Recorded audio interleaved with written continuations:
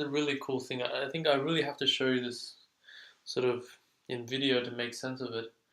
So let's just suppose you have a graph of some function, or it doesn't even have to really be a function, just some graph, some subset of the plane. Okay, so maybe it goes like this.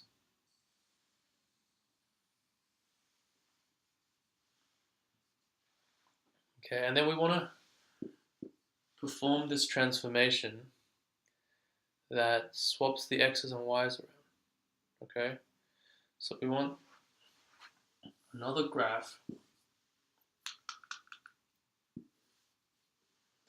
So it's y x, but we want to be this with the x's and y's swapped. So can you see that every time it touches the x-axis here, it's going to touch the y-axis. So there's going to be sort of these 2 points here, these 2 points, and then there's negative x-axis as a point, so it's going to be somewhere on the negative y-axis here. Okay, and then as it keeps going that way, it keeps getting positive and positive, so it's going to keep going in that direction. So the graph, it'll be like a graph on its side. It'll look something like this.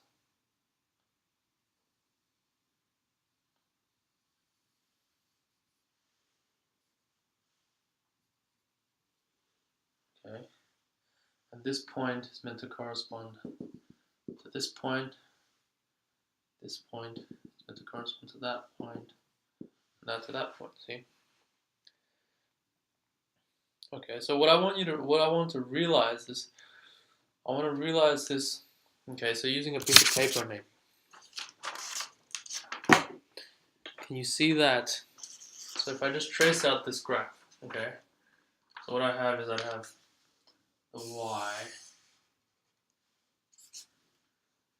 and the x.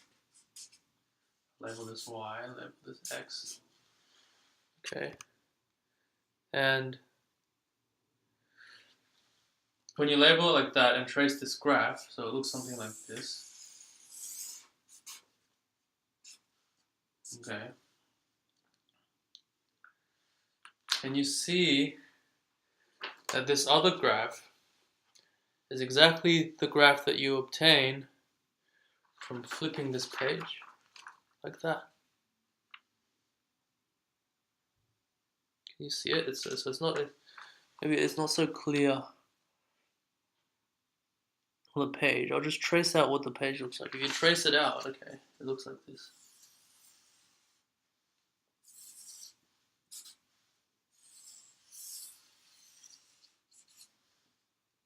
So that was our x before, that was the y going through the page. See? So, original graph, flipped graph. Making sure the x positive x direction faces the positive y direction, and the positive y direction faces the positive x direction. You get like that, okay? So that's interesting. And what does flipping really correspond to? Well, can you imagine if I drew the line y equals x, okay? Graph of the identity function. That would be sort of the 45-degree line sort of across here, okay? So put it there.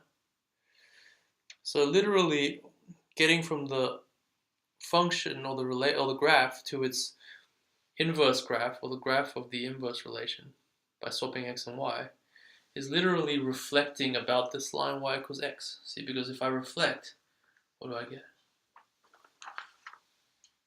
I get that.